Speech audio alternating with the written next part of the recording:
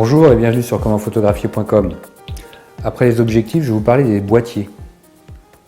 Nombre d'entre vous, entre les objectifs et les appareils photo, je reçois une dizaine, 10-15 mails par jour de gens qui me demandent qu'est-ce que je dois acheter. Je n'en sais rien et puis c'est pas mon rôle de vous dire ce que vous devez acheter. Je ne suis pas vendeur. Je ne suis pas rémunéré par les marques pour repousser telle ou telle marque ou tel produit. Quand vous voulez acheter un boîtier, je dirais, ça va être très simple. Un appareil photo, c'est une question de budget. Tout simplement. Et moi, je vous dirais que si c'est une question de budget, axez votre budget sur l'optique. Parce qu'une optique, on va la garder. Un appareil photo, on va le changer. Ça sera vite obsolète. Donc déjà, moi, je vous conseille de ne pas investir des 100 et des 1000 dans le boîtier.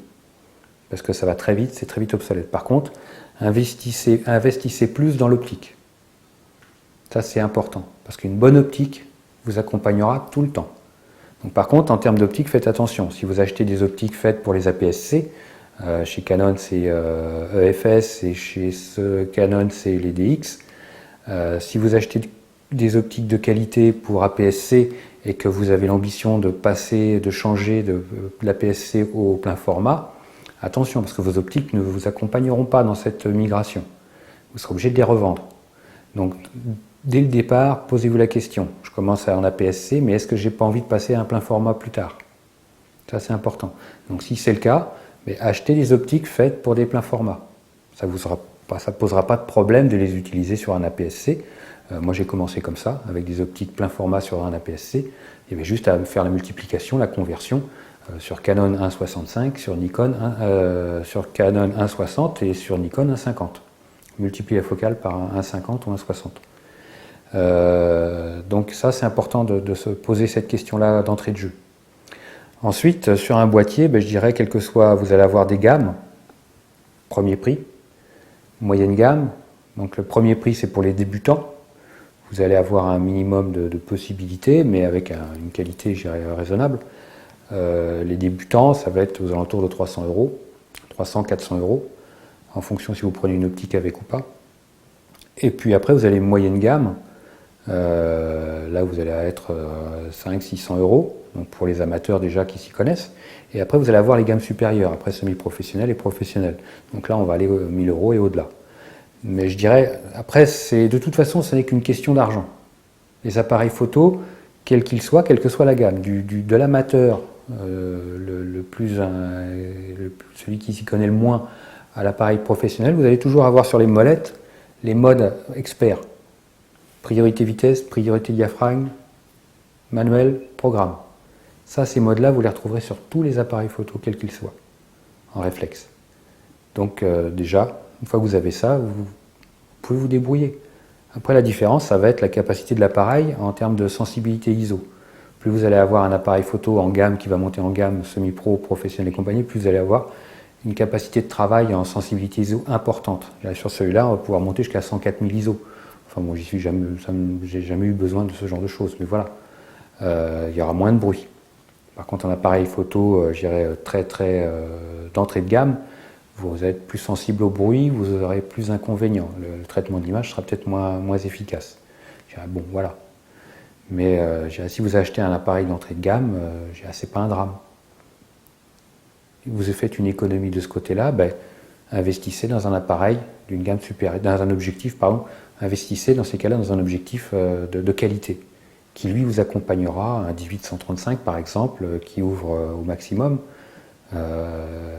et qui vous accompagnera pendant au moins une dizaine d'années. Donc ça, c'est important. Donc voilà, je dirais les appareils photo, il n'y a pas de grandes questions à se poser, puis en même temps, quelles que soient les marques, Canon, Nikon, Sony, toutes les marques de réflexe, vous aurez du matériel de qualité. Après, il y a toujours la guerre débile, stupide entre Canon, Nikon, Canon, Nikon, Nikon, Canon. Moi, je travaille en Canon aujourd'hui. En argentique, j'étais Nikon. Demain, on me dit que je repasse en Nikon, je repasserai en Nikon. Ce sont deux marques qui font du matériel de qualité. C'est pas crucial que vous achetiez Canon ou que vous achetiez Nikon. C'est pas parce que un qui va vous dire « Ah, t'as acheté Nikon, c'est de la merde, t'aurais dû acheter Canon » ou « T'as acheté Sony, c'est nul ». Non.